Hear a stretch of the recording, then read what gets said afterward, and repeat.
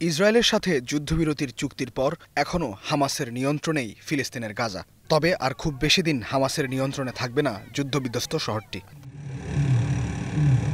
চুক্তি অনুযায়ী গাজা চলে যাবে ইন্টারন্যাশনাল স্ট্যাবিলাইজেশন ফোর্স বা আইএসএফ এর হাতে। বিভিন্ন দেশের সেনাবাহিনীর সমন্বয়ে গঠিত হবে এই বাহিনী। এটি কবে নাগাদ হতে যাচ্ছে সে বিষয়ে একটি ধারণা দিয়েছেন মার্কিন প্রেসিডেন্ট ডোনাল্ড ট্রাম্প।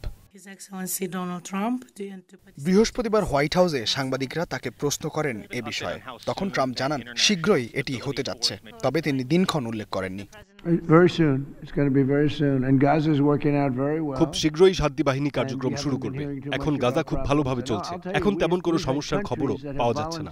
হামাস যদি চুক্তির শর্ত না মানে তাহলে তাদের বড় সমস্যায় পড়তে হবে। তবে এখন পর্যন্ত সবই ঠিকঠাক চলছে। ট্রাম্প কথা বলেছেন ইরান নিয়েও। দাবি করেছেন ইরান চাইছে যেন তেহরানের উপর থেকে যুক্তরাষ্ট্র নিষেধাজ্ঞা তুলে নেয়। ইঙ্গিত দেন আলোচনারও। সত্যি বলতে ইরান চাইছে যেন নিষেধাজ্ঞাগুলো তুলে নেওয়া হয়। ইরানের উপর যুক্তরাষ্ট্রের খুব কঠিন নিষেধাজ্ঞা রয়েছে, যা তাদের কার্যক্রমকে অনেক কঠিন করে তুলেছে। আমি এ বিষয়ে শুনতে আগ্রহী। দেখা যাক কি হয়।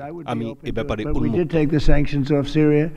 বার্তা সংস্থা রয়টার্স বলেছে, যুক্তরাষ্ট্রের নিউ ইয়র্কে অবস্থিত ইরানের জাতিসংঘ মিশনের কাছে এ ব্যাপারে তাদের প্রতিক্রিয়া কি জানতে চাওয়া হলে তারা কোনো জবাব দেয়নি। ইরানের সর্বোচ্চ ধর্মীয় নেতা আয়াতুল্লাহ আলী খামেনি গত ৩ নভেম্বর সাফ জানিয়ে দেন, ইসরায়েলকে যুক্তরাষ্ট্র সহযোগিতা অব্যাহত রাখলে ইরানের সাথে যুক্তরাষ্ট্রের সম্পর্ক উন্নয়নের কোনো সম্ভাবনা নেই। অপরদিকে ইসরায়েলকে বৈধতা দেওয়ার লক্ষ্যে যুক্তরাষ্ট্রের উদ্যোগ আব্রাহাম অ্যাকর্ডে যুক্ত হতে যাচ্ছে মধ্য এশিয়ার দেশ কাজাখস্তান।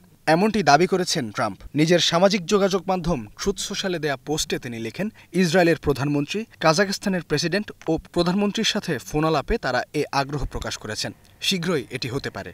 বিষয়টিকে তিনি শান্তি ও অগ্রগতির পথে ইতিবাচক যাত্রা বলে উল্লেখ করেছেন। ইস্তেহাদুল মাহমুদ, স্টার নিউজ।